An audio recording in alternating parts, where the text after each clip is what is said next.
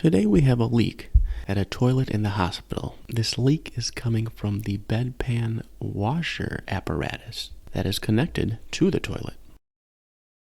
Sloan does make a repair kit, which is most likely the best cost-effective method.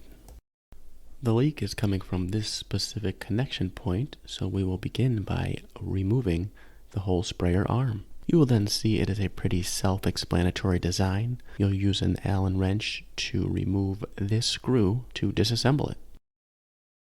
Once that screw is removed, you'll see the sprayer arm is able to be taken out. You will then want to use a softer rubber or plastic hammer to remove this main cartridge. This is where you will use your repair kit to repair any and all rubber gaskets you see. You will also replace the metal spring that comes with the repair kit. It does slide into a notch in the cartridge, and then you will put everything back together.